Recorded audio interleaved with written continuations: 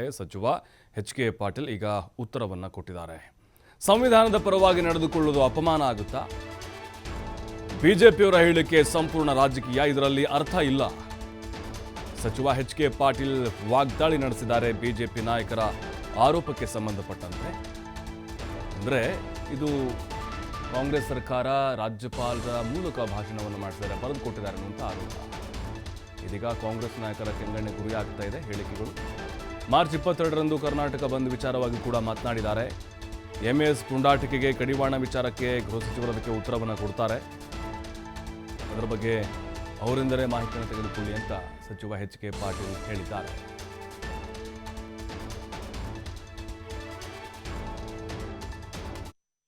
ಶಾಸನಸಭೆಯ ಸಾರ್ವಭೌಮತ್ವವನ್ನು ಎತ್ತಿ ಹಿಡಿಯೋದು, ಪ್ರಜಾಪ್ರಭುತ್ವದಲ್ಲಿ ಪ್ರಜೆಗಳ ಸರ್ಕಾರವನ್ನು ಎತ್ತಿ ಹಿಡಿಯೋದು ರಾಜ್ಯಪಾಲರಿಗೆ ಅಪಮಾನನ?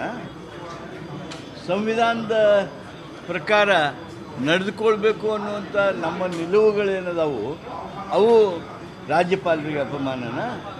ರಾಜಕೀಯ ಕಾರಣಕ್ಕೆ ಬಿ ಜೆ ಪಿಯವರು ಏನರ ಹೇಳ್ತಿರ್ಬೋದು, ಆದರೆ ಅವರು ಹೇಳ್ತಕ್ಕಂಥದ್ದು ಸಂಪೂರ್ಣ ರಾಜಕೀಯ ಹೊರತು ಯಾವುದೇ ಸತ್ವ ಇಲ್ಲ. ನಮ್ಮ ಗೃಹ ಸಚಿವರು ಅದಕ್ಕೆ ಪ್ರತಿಕ್ರಿಯಿಸ್ತಾರೆ.